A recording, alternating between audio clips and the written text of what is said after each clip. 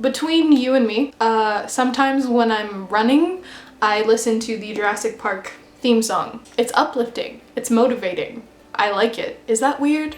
I also listen to the Pirates of the Caribbean theme song while I run, but I listen to that all the time. So I'm just gonna stop now. Hello everyone, how are you doing today? I hope you're doing lovely and great. Today I have a book tag, the Jurassic Park book tag, in case you couldn't tell. I was tagged by Sam and Amber from the Drunken Library, and the tag was created by Tiny Book Dragon and A Cup of Wonderland. Last year, I buddy read Jurassic Park with Sam and Amber, also Megan and Sue from the restricted section. The buddy read was a reread for me. I had previously read this years before. I love Jurassic Park. The movie's better, but the book is still fun and it's entertaining. And that buddy read was a lot of fun. And recently we all decided to film the Jurassic Park book tag because Jurassic Park is awesome, okay? It's great. Question 1, what's your favorite dinosaur? I think I like plesiosaurs because I don't know why. I like them. They remind me of the Loch Ness Monster, and the Loch Ness Monster is my favorite legend myth kind of thing, and they just look so similar to me, so plesiosaurs. I also really like Megalodon. Megalodon wouldn't really be considered a dinosaur because it lived during the Miocene, and I think that was only around 20 million years ago, so yeah, Megalodon doesn't really count. But sharks in general, they're dinosaurs. They predate dinosaurs. So if I can cheat and say Megalodon, Megalodon. Question 2, Alan Grant. Name a book character you think would survive Jurassic Park. This one was a little bit hard, but I went with, just hear me out. I went with Zero from Holes by Louis Satcher because why not? Zero is underappreciated, he's underrated, he's small, I think he'd be fast, and he's just, I don't know. Zero. I root for Zero. I will always root for Zero. I would bet money on Zero to survive Jurassic Park. And yeah. Question 3, Ellie Sattler? I forgot her last name. Anyway, Ellie. Name a character who was willing to risk their lives to save others. For this one, I'm gonna go with Katniss from The Hunger Games. I don't know where my copy of The Hunger Games is, and I don't even know if I still have a copy.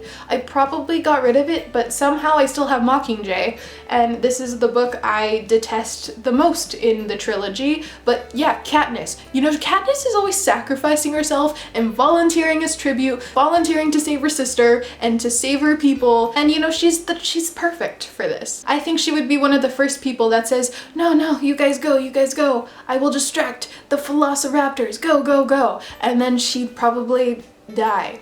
Question 4, Ian Malcolm. I like Ian Malcolm a lot.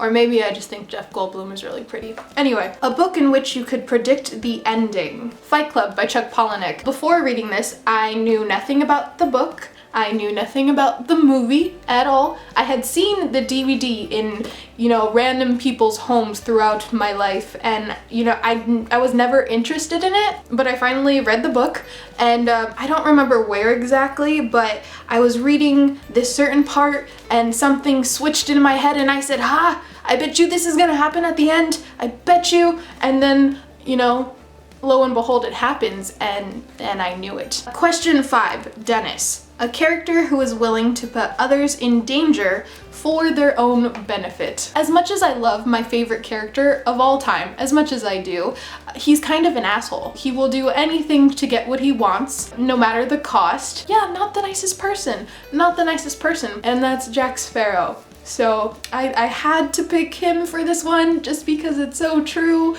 but I still love Jack Sparrow. He's still my favorite.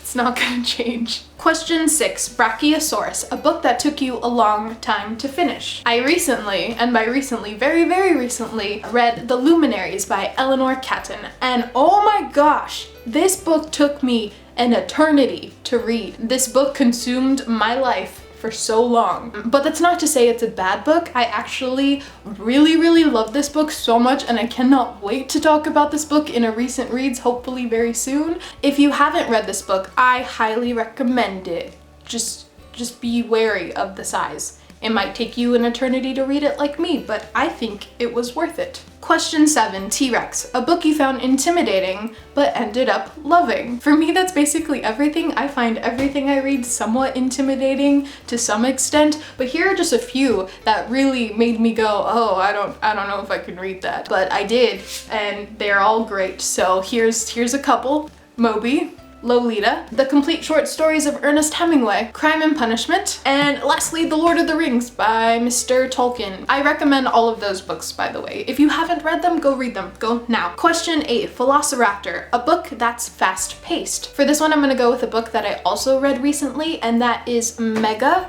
by, oh my god. I'm blanking. There will be a picture here on screen. I read it on the Kindle app. This was a gift from Devin from Indie Insomniac, and oh my gosh, this book was so ridiculous, but so much fun and fast-paced, and I couldn't stop reading it. I love sharks. You guys know how I am. 9, Pterodactyl, a book that flew you to another world. For this one, again, I'm going with a recent read. In fact, this is the last book that I just read, and that is Barsk, The Elephant's Graveyard. This book was so weird, but I really liked it. Sci-fi book about elephant human hybrids set on this world called Barsk, and I feel that that fits this description of the question perfectly, so I'm going with that. It reminded me of those books called I think they were called Animorphs or something as a kid. Does anyone know what I'm talking about? It reminded me of that, in a way, sort of. And the last question, question 10, Triceratops, tag 3 people to do this tag. I don't want to tag just 3. I'm gonna tag 5 because I can. First, I'm gonna tag Devin from Indie Insomniac because I always forget to tag you and stuff, and I always want to tag you and stuff, but I forget. And I'm guessing that you like Jurassic Park, so I hope you do this tag. Also, Richard from Richard Reads. I don't know why, but I feel like you love dinosaurs. You look like the type of person that just loves dinosaurs, so you should do this tag. Also, Adrian from Strip Cover Lit. You know, Jurassic Park is rather old, and you're not old, but you should do this tag. Yes, you should.